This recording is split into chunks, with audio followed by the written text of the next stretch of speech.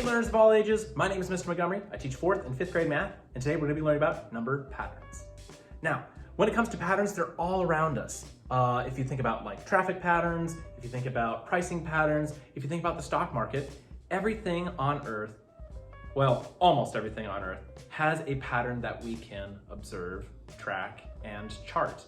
And speaking of chart, there's one type of chart that we're going to be using called the input-output chart. And the input-output chart is interesting in collecting data, interesting on seeing how patterns form, how they grow, how they shrink. But essentially, there's one thing that we have to remember. Every single input-output pattern has a rule, and the rule can be different every single time. So for example, if I have the input as 1, 2, 3, 4, and 5, the input's going up by 1 every single time. But the rule might say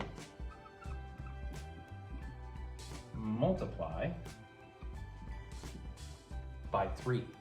So that means every single time the input goes up by 1, the output's going to be multiplied by 3. So how would I fill this in? I would look at my input, see what the value is. 1. I'm going to follow my rule, multiply by 3. 1 times 3 is 3. Yeah, my output would be 3. I would go to the next one. 2. Follow the rule. Multiply by 3. 2 times 3 is 6. Excellent. What about 3? What do you think?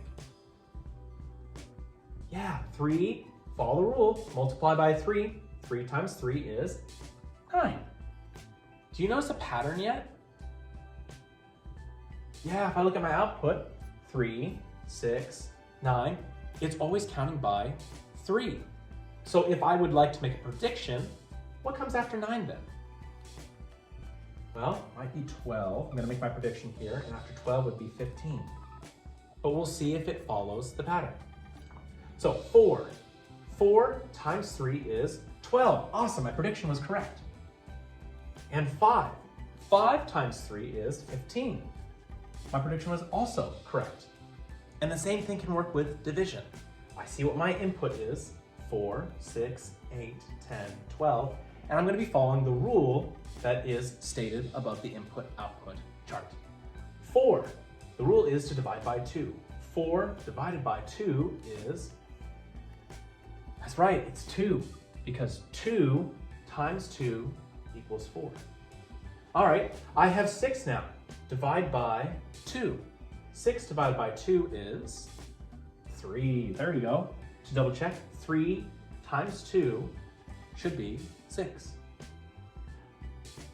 I also have 8. 8 divided by 2 is 4. So 4 times 2 is 8. See if you can complete the rest of the input-output chart. I got 5 and 6 for my last 2 numbers. How'd you do? Now, sometimes in your homework, they have it in word form, and they're expecting you to create your own input-output chart information. So you're going to be starting off with a blank chart similar to this.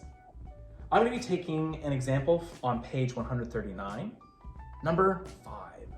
It says, use the rule multiply by 4. Well, multiply by 4, I'm going to write my rule up at the top. That way I know what rule I need to follow.